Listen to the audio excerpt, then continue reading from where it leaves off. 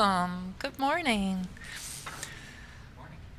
We are so happy that you've joined us both here in this building, and for those of you that have joined us online, we welcome you as well. Unity is such a beautiful community where we celebrate and accept our differences with joy, and we welcome you here regardless of your belief system. We are here for you. This is a beautiful spiritual home. I'm going to invite our musicians up to the platform, and we're going to start our service with the song, You Are Loved.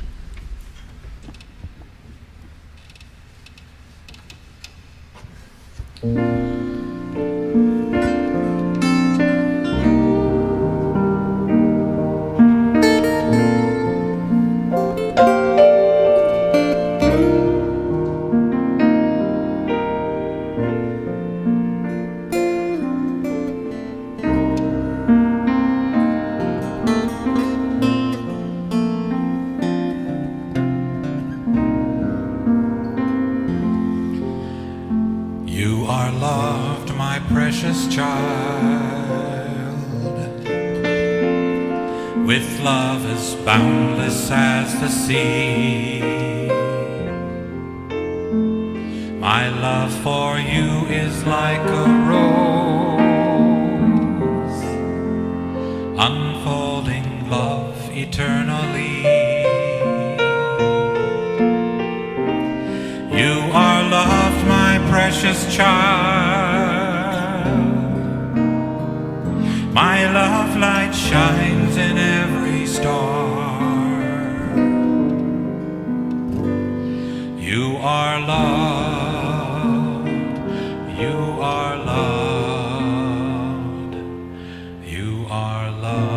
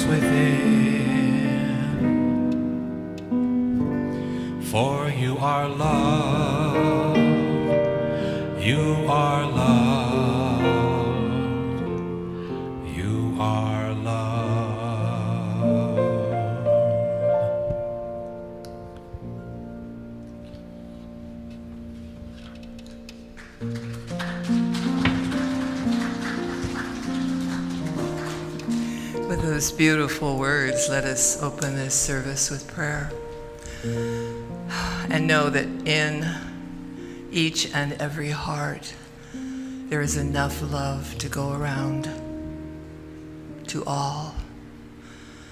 And we affirm on this beautiful morning in our sanctuary and virtually too, that knowing that we are loved. You are loved. We are all precious children of God, and we all can affirm that. Hold that for just a moment. What a beautiful way to start a service this morning with that affirmation. of love and of guidance and of preciousness. So to those things we dedicate this service this morning, to those realizations, and we give thanks in this moment and every moment for the presence of Spirit in our lives and for the opportunity to come together as a spiritual community. Bless each and every one who is here, each and every one who was there, each and every one who is participating. So it is. Amen and amen. I do want to say a welcome, though. I just wanted to go into prayer right at that particular moment. I wanted to welcome our speakers today. We have Julia Linebarger-Taylor and Ted Taylor, who are going to cooperate and have collaborated and are going to be presenting our message today. So welcome. It's really happy to have you here. They're right here and ready to go, I think, right? Yep, that's where they are. And with that in thought and mind, then I believe, Randy, are you ready? Randy is going to share our announcements with us today.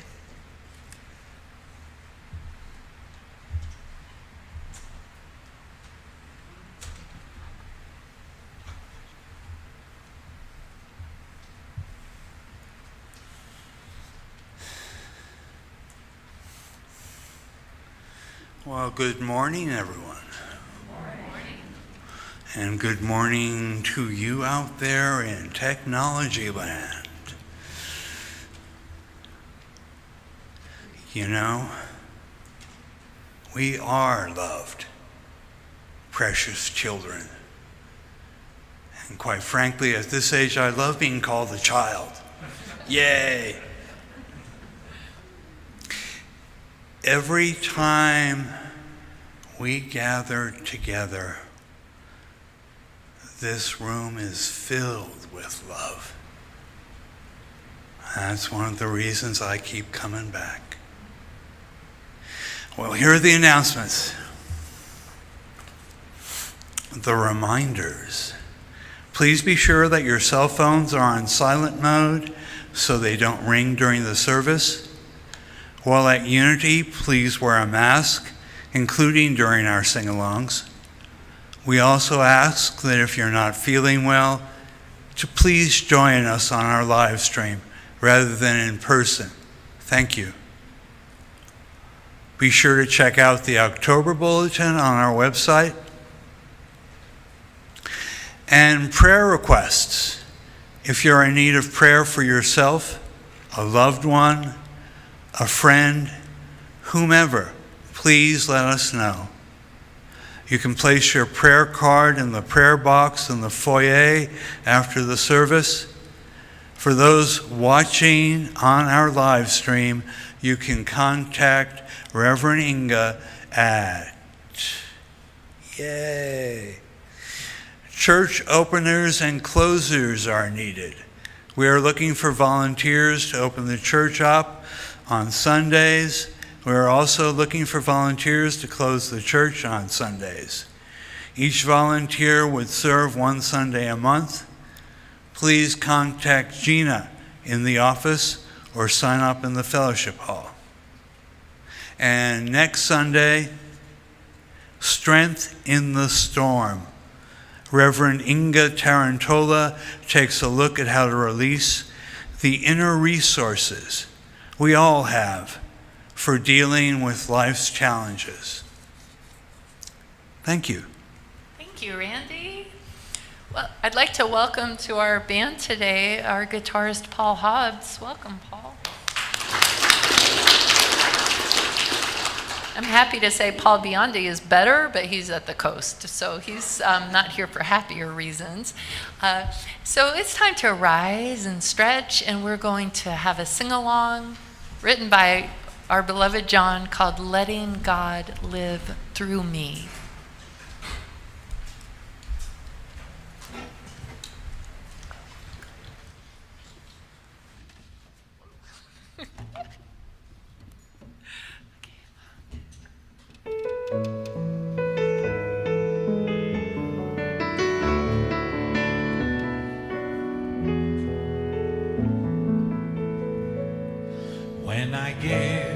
I don't think of receiving.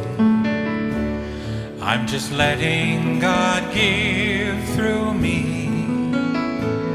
And there's joy in my heart with the giving. Doesn't matter what comes back to me. And it's easy living this way, 'cause it's how we were meant to be. I don't struggle or strain, I get out of the way, and I'm letting God live through me. When I love, there are no preconditions, for I know every soul is divine. If I can't see their light, it's just hiding, or it might be the clouds in my eyes. And it's easy living this way, 'cause it's how we were meant to be. I don't struggle or strain, I get out of the way, and I'm letting God live through me.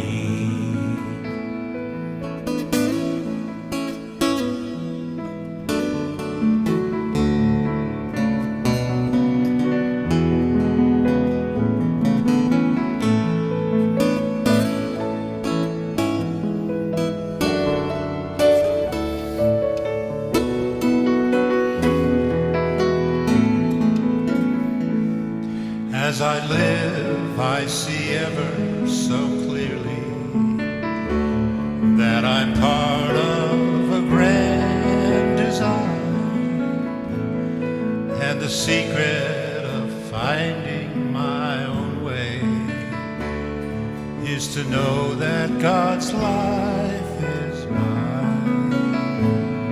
And it's easy living this way, 'cause it's how we were meant to be. I don't struggle or strain, I get out of the way, and I'm letting God live through me. And it's easy living this way, 'cause it's how we were meant to be. I don't struggle or strain, I get out of the way, and I'm letting God live. I'm letting God live, letting God live through me.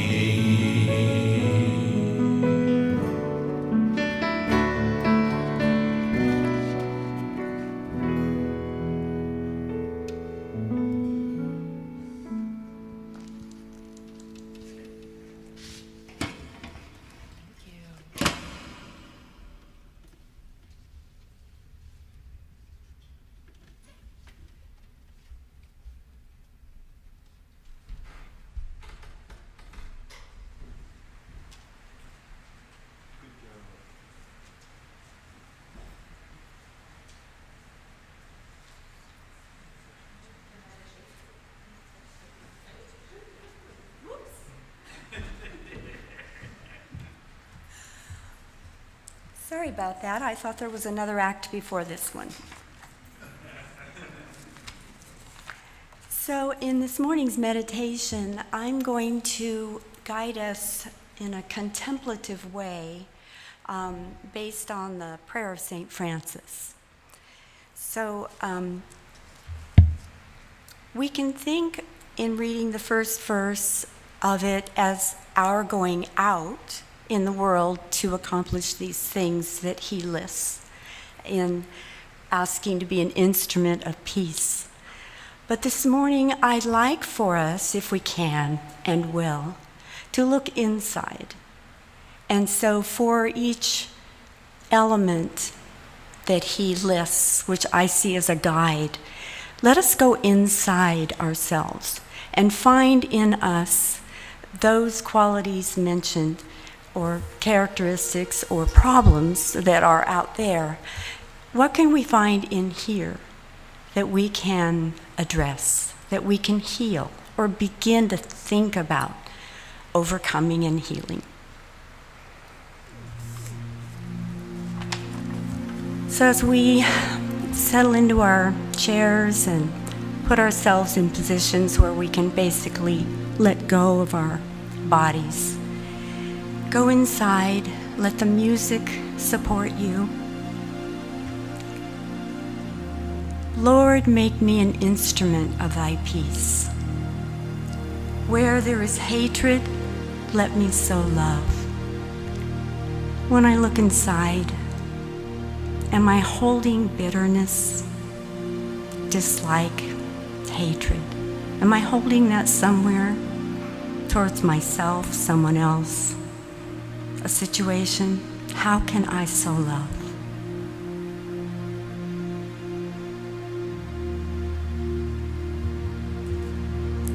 Where there is injury, pardon. Am I holding hurt feelings, injustices? Can I find a way to pardon?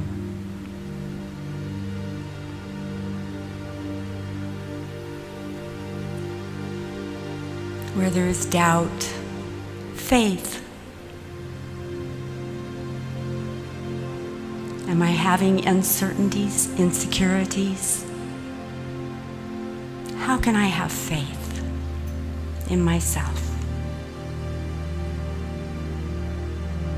Where there is despair, hope. Is there unhappiness or distress inside me? Can I find hope? Where there is darkness, light. Shine a light in that part where you might feel dark, depressed. Let in the light.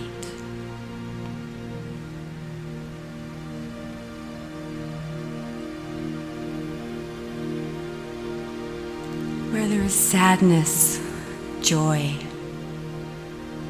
Are we sad about something? Someone?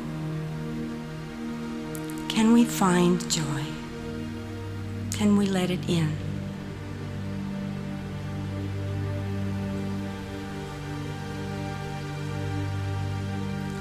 O Divine Master, grant that I may not seek so much to be consoled as to console,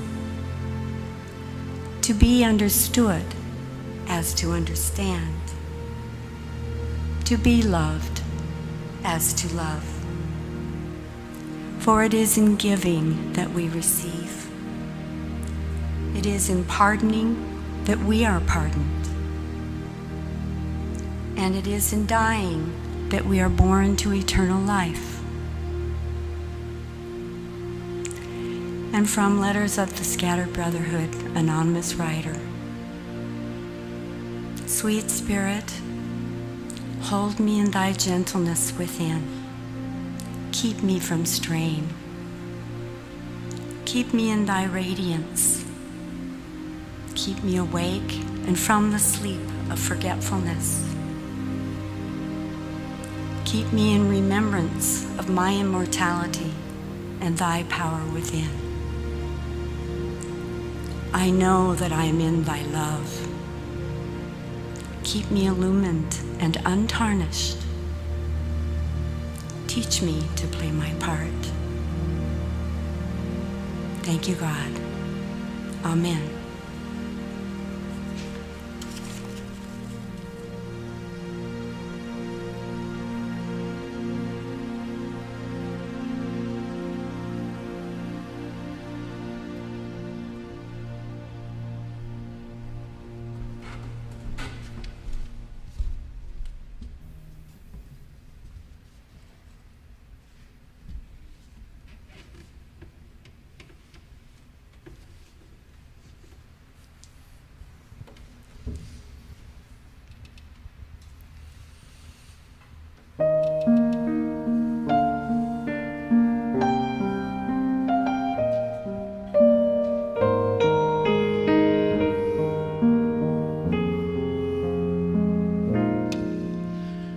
this moment, in this place, I remember who I am, letting fear and worry fall away from me. I open my eyes and see there is only love. There is only love. Love that heals, love that sets us free. There is only love.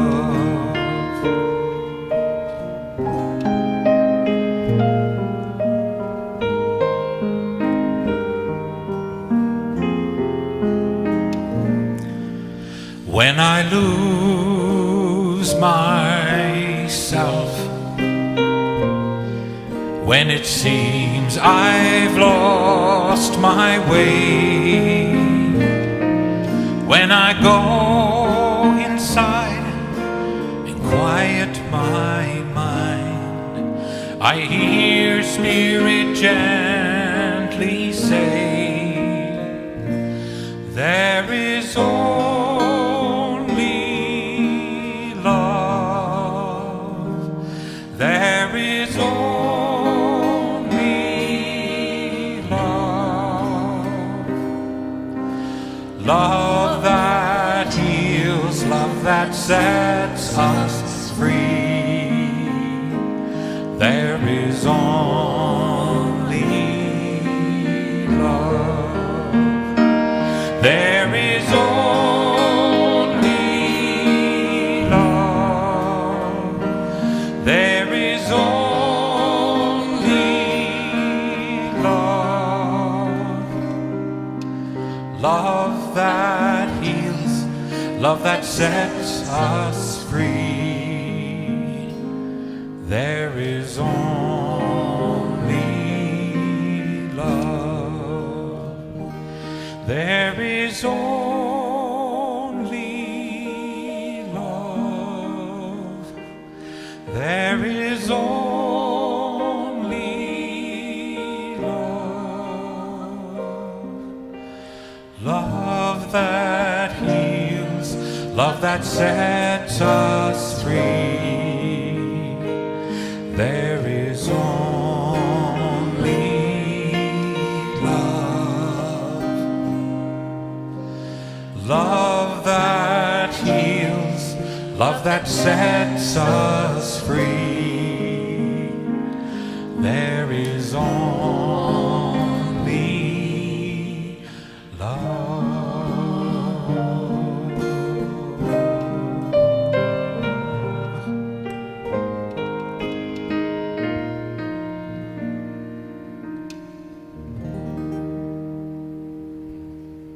Thank you.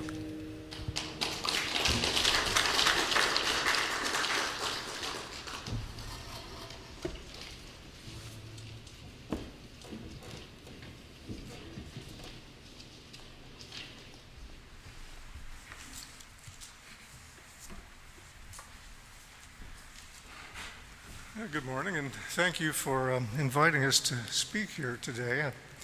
The last time that Julie and I were presenters at Unity was in Ashland 35 years ago. Our kids were like this high, and so we're a bit rusty, so bear with us. We're a little out of our comfort zone here. We were scheduled to talk on the topic of happiness, which was the theme back in July, but COVID knocked us out, and John and ministerial team were very, very kind to put together a really quite excellent program in our absence on short notice. The theme of this, as you might have gathered for this month, is navigating the storms of life. And Julie and I have certainly experienced our share of storms, both before and during our 40 years together. And personally, I've survived 4 summers fighting forest fires. Whenever I really admire the people who are out there in the front lines because I've been there. I spent a year in Vietnam, a very dangerous year. I survived hitchhiking across North Africa, a painful divorce, and teaching 4 teenagers how to drive. I'm not sure which of those was the more stressful and more gray hairs for that. We could talk for hours about the losses and tragedies in our lives, but we would rather spend these 20 minutes talking about why we keep smiling. This is not an easy, can we have the first slide, please? This is not an easy talk for us to illustrate, so we're showing some photos I've taken that bring me joy. And we're also carrying on Sherry Lady's the boat theme that she had from last week. I love canoes. My youngest daughter, Aura, is a very bright, upbeat young woman today. She's a real estate broker in Portland. But when she was 13, she wore nothing but black. She hung out with all the troubled kids in high school. And even though she was a funny girl, her favorite expression was, "Life sucks and then you die." So, I'm certain some of us have felt like that at times, and maybe even today, but these are not the best words to live by. These are not words that enhance our joy and open our hearts. So we are here today to crank up your happiness a little bit with some words and ideas that are a bit more upbeat, and if you've heard them before, that's okay. We learn by repetition. Every day, Julie and I have to remind ourselves to replace negative thoughts with positive thoughts.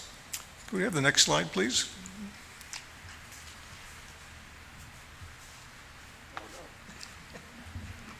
Had to do that, sorry. Can't resist when you're a wife. When Aura said, "Life sucks and then you die," it took me a bit aback. It seemed so negative out of such a young, beautiful person. So I remember both Ted and I were amused as well. Anyway, happiness is a choice. When I first learned this concept, someone mentioned it in my 20s, I think it was, I decided then that I believed that, and I decided to choose to be happy and grateful, even when sometimes that's hard to do. Life has challenged me many times for various things. This is my 4th marriage, so I kind of had to learn a few things through the first 3 go-rounds and put them into action with Ted. So there again, as Ted mentioned, before we were together, we had some storms of life to challenge. But the mystics in all the religions and the wise people, they tell us that just to be alive, and they remind us, is a marvelous gift. Just breathing in each morning when you wake up, thank you, God. Thank you, life. Thank you, Source. This helps get us through our suffering. There's one true principle that underlies the happiness regardless of how they are defined. Without this one principle, it's hard to experience or express kindness in the face of suffering and adversity. That one truth in the universe is that the universe is benevolent and it runs on love, just like the song said that Donovan gave us this morning. There's only love. If we look at the evening news and cable news, humanity does not seem very benevolent. It might well be defined as men behaving badly. But for every atrocity or tragedy or injustice that we hear about, there are many, many, many acts of kindness and love and compassion happening in our world and all around us, maybe through even us. Personally, I'm impressed with the young people and children of today, and I seem to recall someone saying that about my generation, but this next generation coming up, so much wisdom coming through them just blows my mind. The universe is filled with mysteries, puzzles, and paradoxes. but I believe it is benevolent in order to manifest life and all of life's marvels and beauty. Otherwise, this planet and all the planets in the universe would just be rocks, not very interesting. Instead, we have flora and fauna and animals in great variety. And we have grass seeds, for which a song was written. They blow in the wind, and somehow they find their way in the tiny little cracks of the concrete. Pete Seeger in the 1960s wrote a song having to do with celebrating the persistence of life.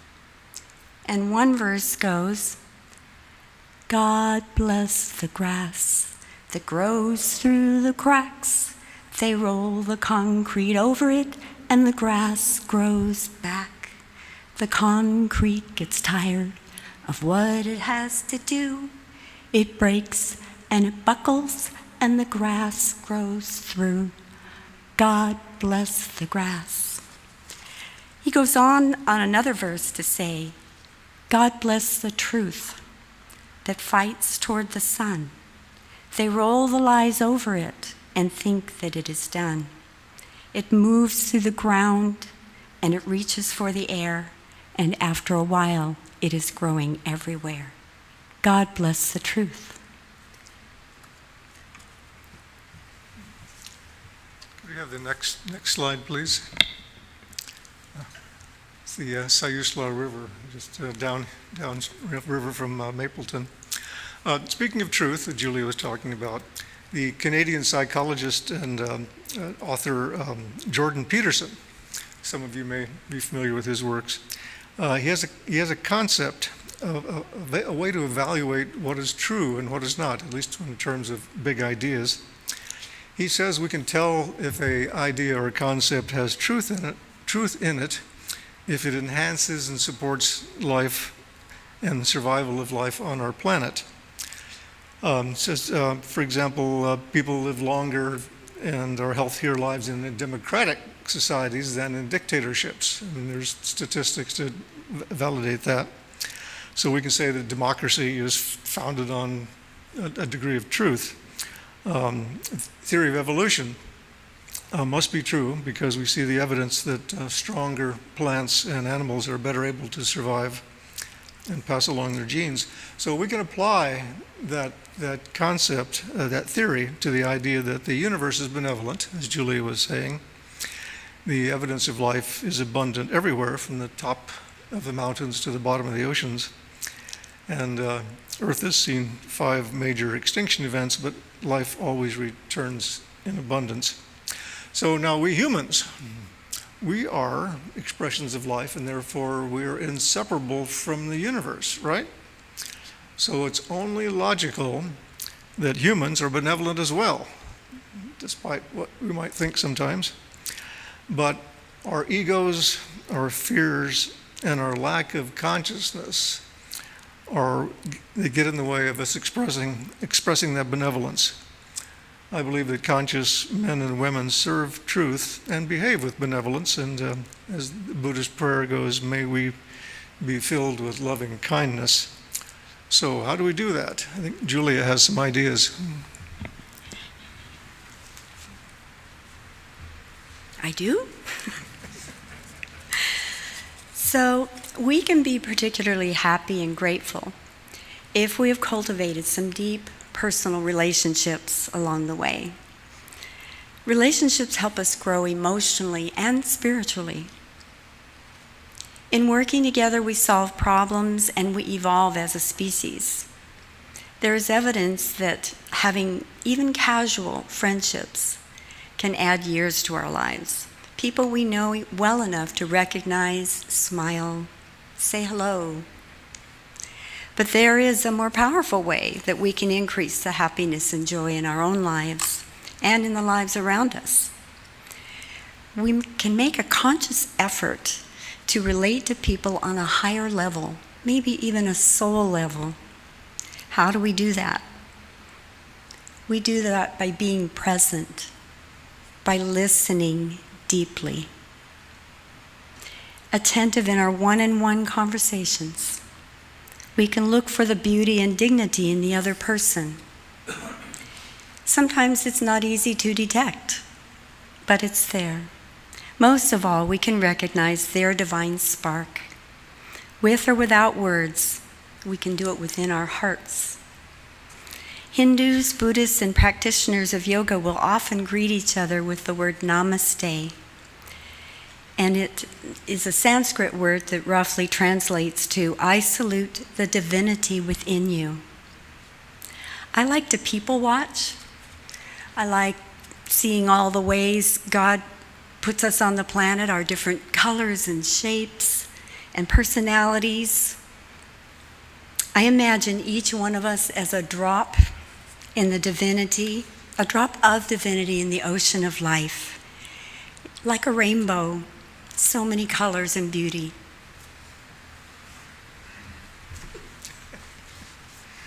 Do-si-do here.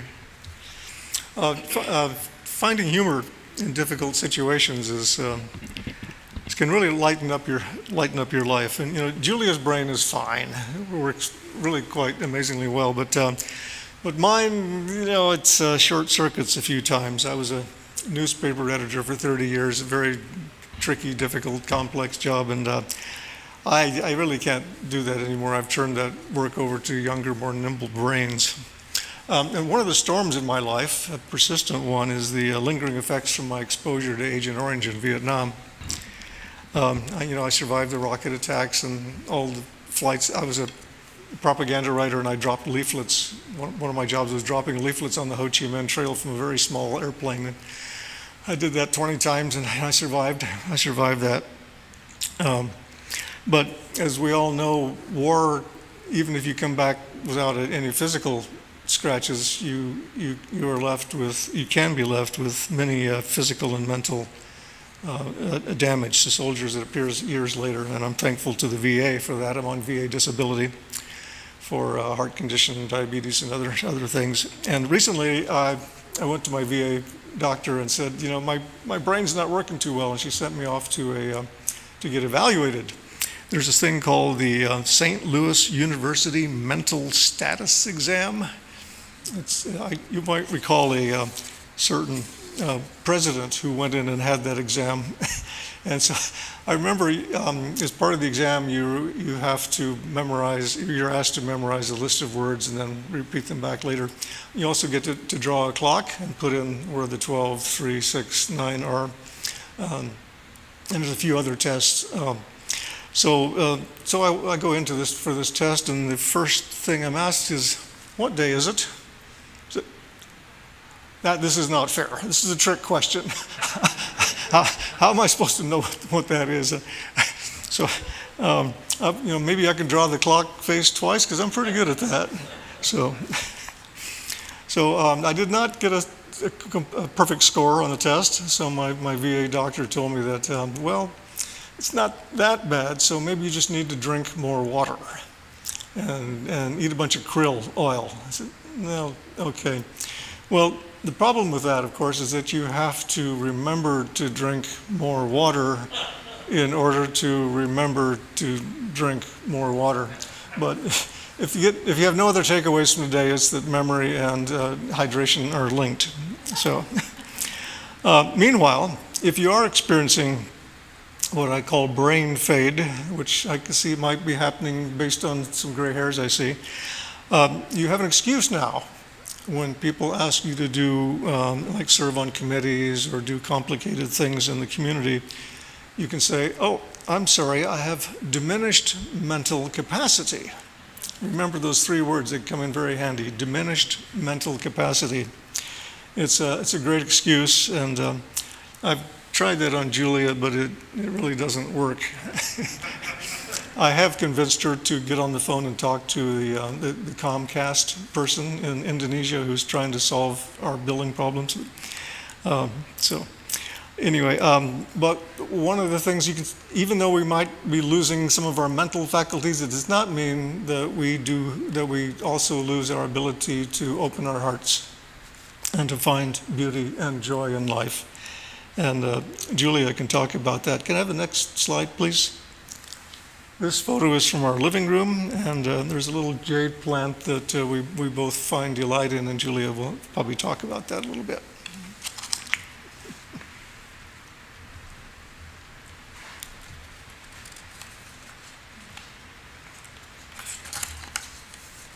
We're using different notes, so I have to remember to turn the page. So, I just love looking at that plant. Perhaps the best thing we can do to boost the joy and happiness in our lives and to increase our awareness of beauty around us. I think I read that wrong. So, perhaps the best thing we can do to boost our joy and happiness in our lives is to increase our awareness of beauty around us. No matter how dark we feel, if we lift our awareness, we can find something to appreciate, something of beauty. Unity teaches that what we put our attention on increases, grows. I believe that wholeheartedly. While I see the struggles we all suffer personally and globally, I strive to look for positive outcomes. I truly believe they are coming. They are here. We can do this. Buddha said that compassion in action means helping other people, friends, family, or strangers. Being of service to others is something Ted and I have done throughout our lives together. We don't go looking for people in need, but when people in need and the opportunity presents, we try to find a way to help in our own capacity, whatever level we can. My experience with this mode of living is that it helps me grow as a human being as well as deepening my relationship with Ted. If we feel a sense of lack in our lives, we can focus instead on the gifts that we've been given and the little things in life that spark joy. We can find joy in everyday life. We live in a beautiful world despite all the things that humanity has done to it. We can find beauty everywhere if we look for it. In our home, there's our little jade plant that I really enjoy. For quite a long time, it had branches on it that were bare, and I just kept letting it do its thing, wondering. And anyway, finally, little sprouts have come out, and tiny little sprouts in the base, and maybe some of you out there are master gardeners and you know what's going on with that jade. I don't. I just water it and watch it grow. I believe it's choosing joy in just being. In various books and teachings I've studied, I've found a common theme: the importance of training our minds to be quiet and to let in the light. Our minds, which are concerned with our egos, are constantly daydreaming, planning, fretting, distracting us by focusing on the outer life. During Ted's and my talk, I'll bet each one of you have had thoughts of what you're doing later today, what happened this morning, what you have to do next week, what time is it, that kind of thing. It's true that we can worry ourselves sick, though. So with patience, we can train our minds to be quiet, and we do this through regular meditation and prayer. For a period in my life in my 30s, I had the pleasure of being part owner and manager of a small metaphysical spiritual bookstore, so I had some control over my schedule. I studied meditation with a teacher, and because I had control over my schedule, even as a single mom, I was able to work in a regular meditation practice for some time. But when Ted and I got together, family of 4, lively children, and I had to work a regular type of job, regular hours, I lost that time to do that for a while. Now in retirement, I can go in my space, close the door, and spend an hour or less or more in study, prayer, and meditation. I try to work this in even when I travel. It's not always easy, but this is one of the things that helps me live more from the inside than the outside. And it's one of the greatest joys for me in retirement.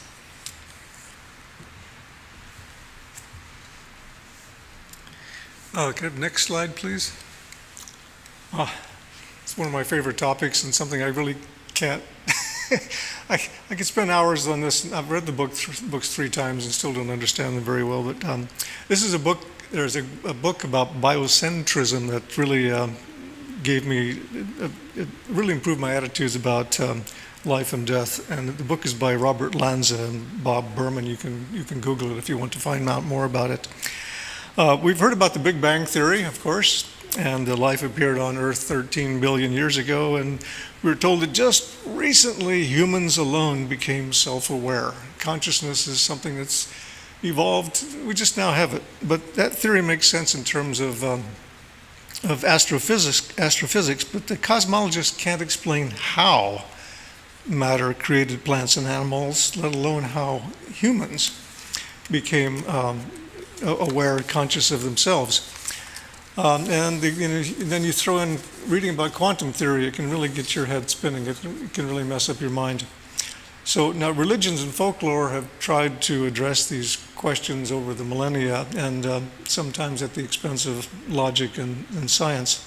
So biocentrism proposes that life, also known as consciousness, created the Big Bang. The Bible would Genesis would probably agree with this.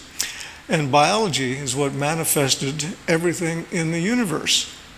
The universe is designed with astonishing precision and balance to create and sustain life on this planet. The purpose of the universe is simple, according to biocentrism.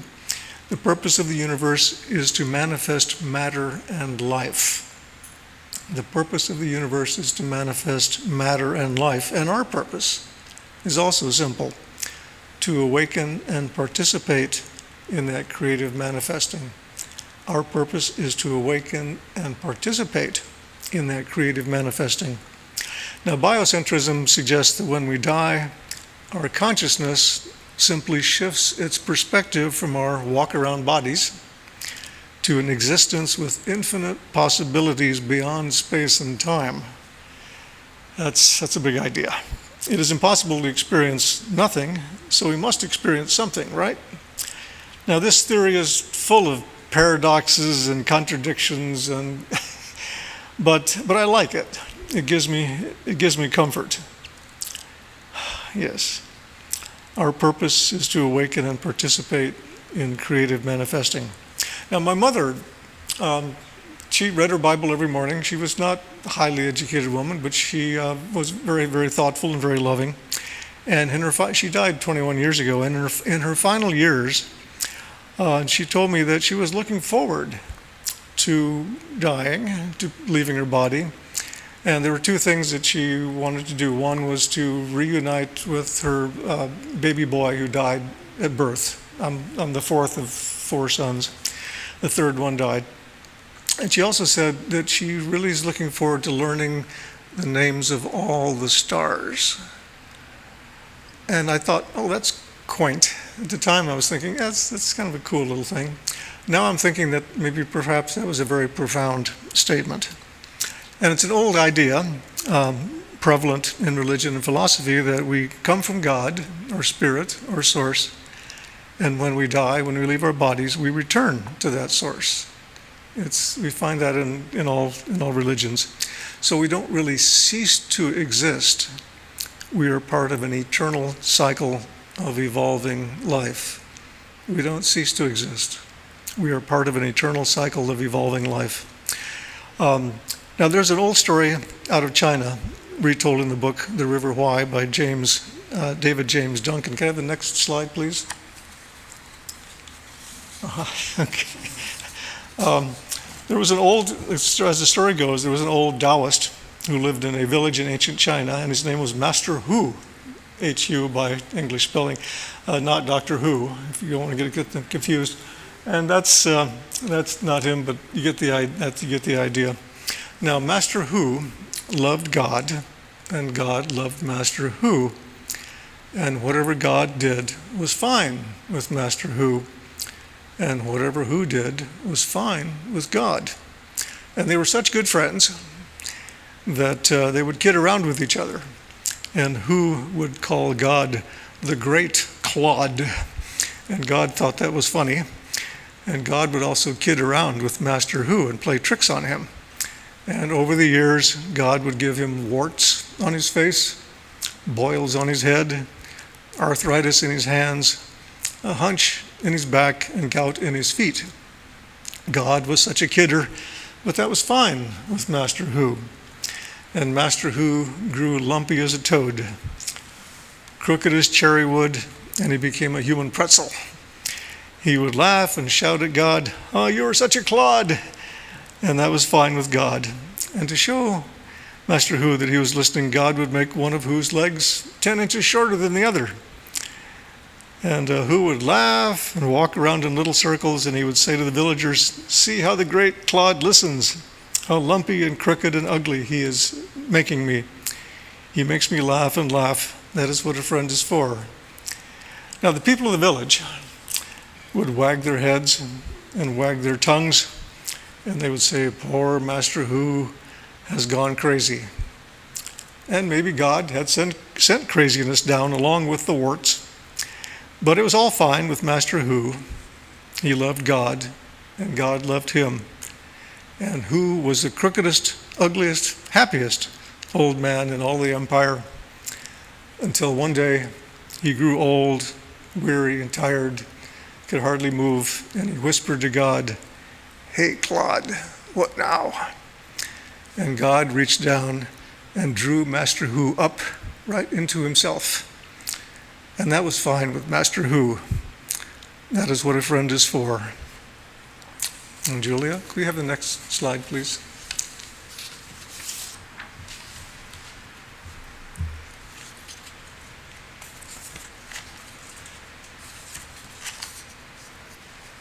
I love that story. So this morning we've shared with you some ideas and attitudes that have given a degree of joy and happiness to Ted and me. We talked about the universe being benevolent, the joy to be found in just being, how to evaluate the truth in big ideas, and how we might relate to people on a higher level, deeper level. We talked about looking for humor in everyday challenges, the theory that consciousness creates the universe, and we heard the story of Master Hu, the crookedest, ugliest, happiest old man in ancient China. We learn and teach through stories, and these are just a few that Ted and I enjoy. One way we get to know each other in congregation is sharing our stories, not just the ones that make us look good, but the stories that reflect our struggles, our vulnerabilities, our humanity. And I know we do that one-on-one with each other and in the various groups of our Unity community. One philosophy I have in life is that life is too serious to take seriously. Now, I was saying this for a number of years before I realized or learned that someone famous actually coined that phrase.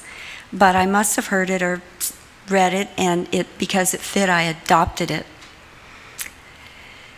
So on the theme of our talk today, keep smiling, it's almost over, the message is that no matter what our challenge, if we keep our chins up, keep smiling and look for what joy or beauty we can find, the challenge will end. We can and we will get through it.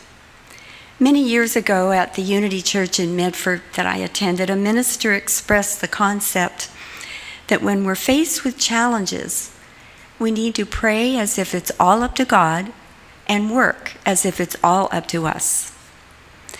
With positive attitudes and openness to love and joy, inspiration and help will find us. Our families, our friends, our spiritual community, our Unity community are here to enfold us with love and support. And for this, we're very grateful. Thank you for inviting us today.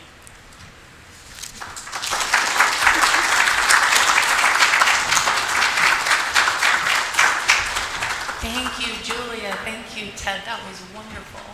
I'd like to ask you now to take a moment to collect your gifts. It's time for the offering. We so deeply appreciate your donations. It's what allows us to keep the doors open here allows us to keep providing services, which is a great joy for us. You may donate online if you're watching online, or donating in person is also appreciated. And of course, those of you that are part of our Simple Giving program, we have the little cards for you to put into the container. So I'm going to also call up Mike Tickner, and we're going to sing What a Beautiful World.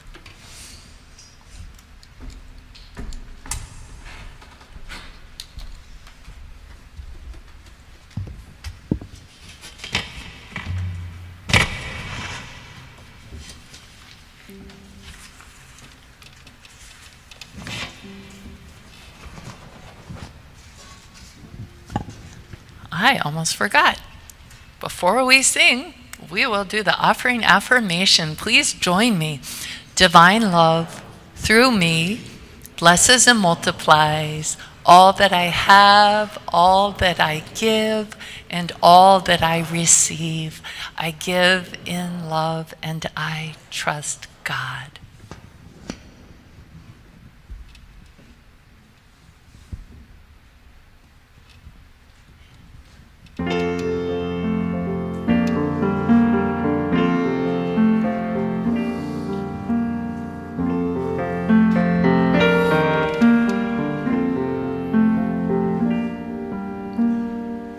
I see trees of green, red roses too.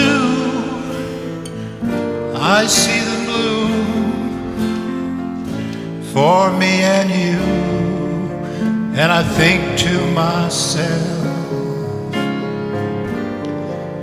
what a wonderful world.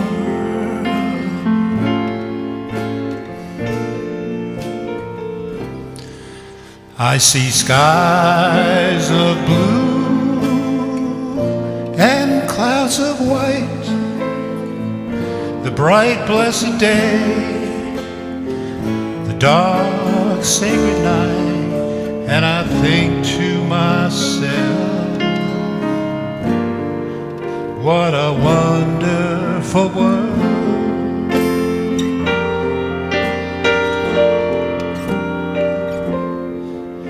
The colors of the rainbow, so pretty in the sky, are also on the faces of people going by, with friends shaking hands, saying, how do you do? They're really saying, I love you. I hear babies crying, I watch them grow. They'll learn so much more than we will ever know. And I think to myself, what a wonderful world.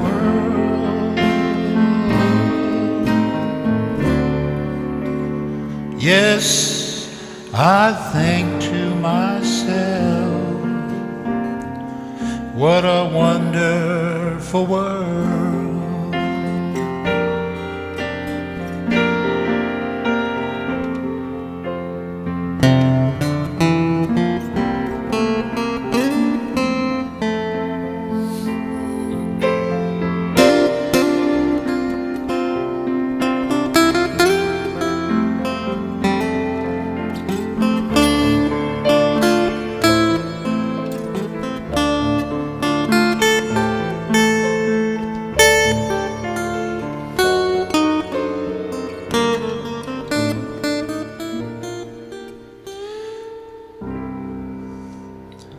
I hear babies cry, I watch them grow. They all learn so much more than we'll ever know. And I think to myself, what a wonderful world.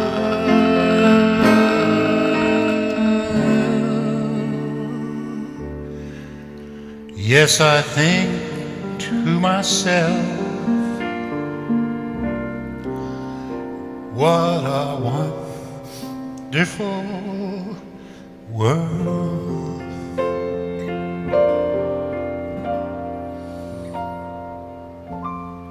Oh, yes.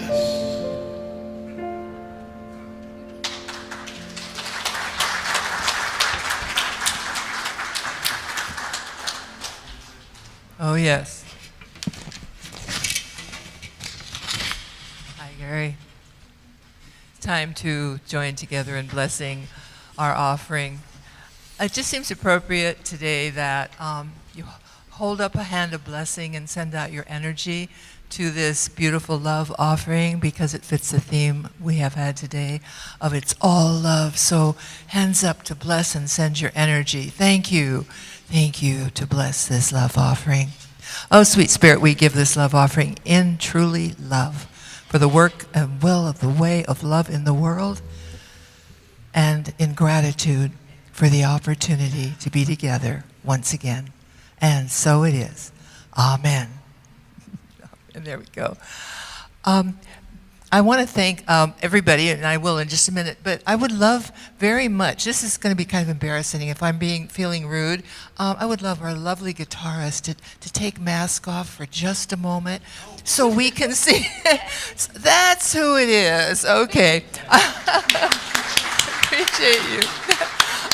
I just remember hair and mask at the door, and I didn't know who it was, but now I will recognize you. Thank you again. Thank you for being here. And Julia and Ted, thank you for the wonderful talk today.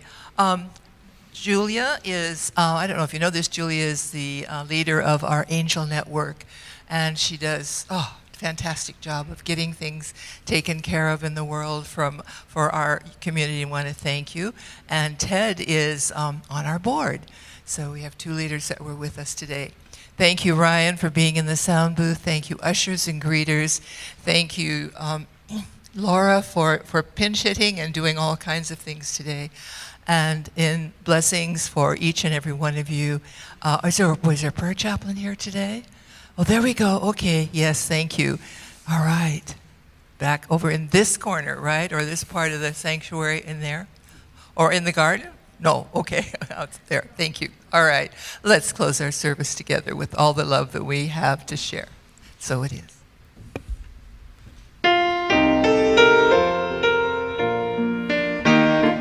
Let there be peace on earth, and let it begin with me.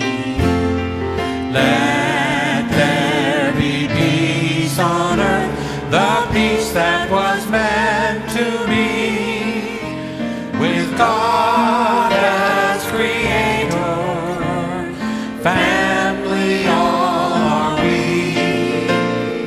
Let us walk with each other in perfect harmony.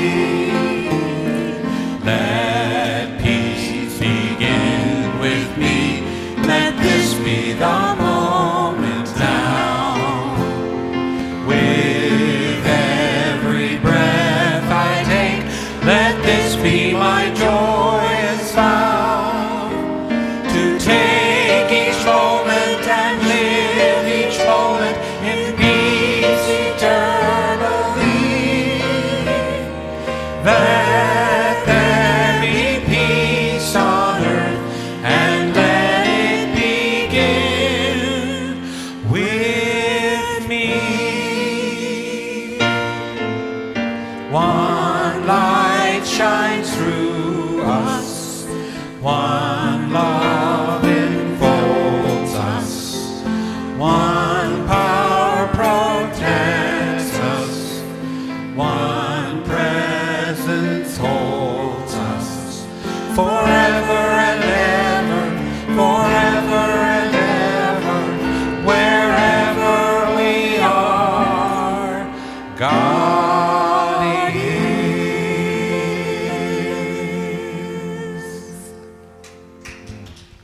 Have a good day.